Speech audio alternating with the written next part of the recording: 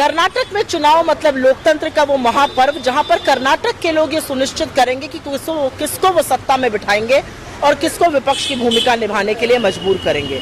और सारे सर्वे, सारे आंकड़े, लोगों का मूड साफ तौर से ये बता रहा है कि लोग 40% की कमीशन खोरी वाली भ्रष्ट सरकार से तंग आ चुके हैं और उन्होंने कांग्रेस को पूर्ण बहुमत से जिताने का मन बना लिया है। लेकिन अब चुनाव रैली है, चुनाव का मौसम गर्मा रहा है और भाजपा का शीर्ष नेतृत्व यहाँ पर आकर रैलियां कर रहा है। गृह मंत्री अमित शाह जी और योगी आदित्यनाथ जी जैसे लोग आए। गृह मंत्री अमित शाह जी ने कल कहा कि कर्नाटक के चुनाव का कोई मतलब नहीं है, कर्नाटक को मोदी जी के हाथों में सौंप दो। कर्नाटक कोई खिलौना है या कर्नाटक एक जीता जागता राज्य है जहां पर लोगों को हक है ये चुनने का कि उनकी सरकार कैसी होनी चाहिए, कैसे लोगों को वो सत्ता में देखना चाहते हैं। उसके बाद वो 2 हाथ और आगे निकल गए। उन्होंने कहा कर्नाटक में अगर भाजपा हार गई तो दंगे होंगे। ये भाषा, ये शैली, ये धमकी गृह मंत्री की हो सकती है? ये किस तरह की बातें करते हैं? और आप कब समझिएगा कि कर्नाटक की एक संस्कृति है, परंपराएं हैं, तहजीब है और लोगों को ये हक है कि वो सुनिश्चित करें कि वो किसको जिताएंगे। ये अलग बात है कि जहां जहां दंगे होते हैं वहां पर दंगाइयों को संरक्षण देने का और दंगाइयों को पोषण करने का काम भाजपा करती है। अंततोगत्वा हर दंगाई का लिंक कहीं ना कहीं भारतीय जनता पार्टी से जुड़ा पाया जाता है, चाहे वो राजस्थान हो, चाहे वो बिहार हो, चाहे वो देश का दूसरा कोई और कोना हो, बंगाल हो। हर दंगाई का लिंक अंततोगत्वा भाजपा से पाया जाता है। अब आगे की बात करते हैं। उनसे एक आगे स्क्रिप्ट लिखने आ गए योगी आदित्यनाथ जी, उत्तर प्रदेश के मुख्यमंत्री। वही घिसी पिटी स्क्रिप्ट, नफरत की, विभाजन की, डराने की, धमकाने की। वो तो 2 हाथ आगे बढ़ गए।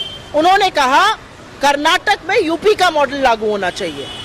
कर्नाटक एक जीता जागता राज्य है, ये गुरु बासवन्ना की भूमि है जहां पर प्रेम, सौहार्द, शांति की शिक्षा से लोग जीते हैं और ऐसे ही अपना जीवन यापन करते हैं।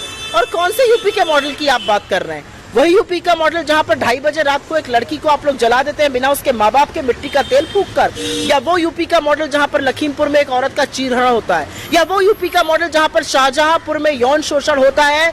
या उन्नाव में आपका एमएलए दोषी पाया जाता है हत्या और रेप का। किस यूपी के मॉडल की आप बात कर रहे हैं? जहां पर थाने में घुसकर गुंडागर्दी होती है, सरेआम गोलियां चलती हैं, गाड़ियां पलट जाती हैं, निरंकुश पुलिस का जो मन में आता है वो करती है। वो यूपी का मॉडल जहां पर एक पुलिस अधिकारी सुबोध सिंह की हत्या हो जाती है और उसके मुख्य अभियुक्त को आप टिकट देते हैं चुनाव लड़ने का। या वो यूपी का मॉडल जहां पर लखीमपुर नरसंहार का मुख्य अभियुक्त का पिता आज भी इस देश का गृह राज्य मंत्री बना हुआ है। किस यूपी के मॉडल की आप बात करते हैं? और कब आप ये समझेंगे कि आप एक राज्य को दूसरे पर नहीं थोप सकते हैं? मैं खुद उत्तर प्रदेश से आती हूँ। उत्तर प्रदेश की संस्कृति अलग है, कर्नाटक की भाषा, संस्कृति, शैली, परंपराएं अलग हैं। इसकी इज्जत करना सीखिए। क्यों आप हमेशा थोपना चाहते हैं? क्यों एक ही मॉडल पूरे देश में लागू करना चाहते हैं? ये सवाल आज मैं नहीं, ये सवाल कर्नाटक के लोग अपनी अस्मिता, अपनी इज्जत, अपने सम्मान के बल पर पूछ रहे हैं आपसे कि क्यों यूपी का मॉडल यहाँ लागू होगा।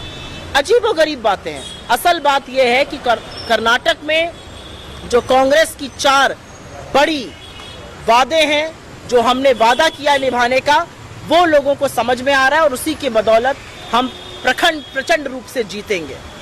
हमारा पहला वादा है 200 यूनिट बिजली फ्री देने का। हमारा दूसरा वादा है 3000 रुपए हर उस ग्रेजुएट को दिए जाएं जो बेरोजगार है। हमारा तीसरा वादा है 2000 रुपए गृह लक्ष्मी योजना, हर औरत को जो हेड ऑफ द फैमिली है उसको 2000 रुपए दिए जाए, 500 रुपए का गैस सिलेंडर। और सबसे बड़ा वादा है 10 किलो चावल बीपीएल फैमिलीज को दिया जाएगा। आप इस पर चर्चा करिए ना, आप इस पर बात करिए, रोजगार पर बात करिए, महंगाई पर बात करिए, कर्नाटक की अस्मिता पर बात करिए। हर बार आकर कर्नाटक की बेइज्जती करना, हर बार आकर कर्नाटक के सम्मान के साथ खिलवाड़ करना, किसी और मॉडल को यहाँ पर थोप देना, ये कैसे विचार है? ये कैसी संस्कृति है?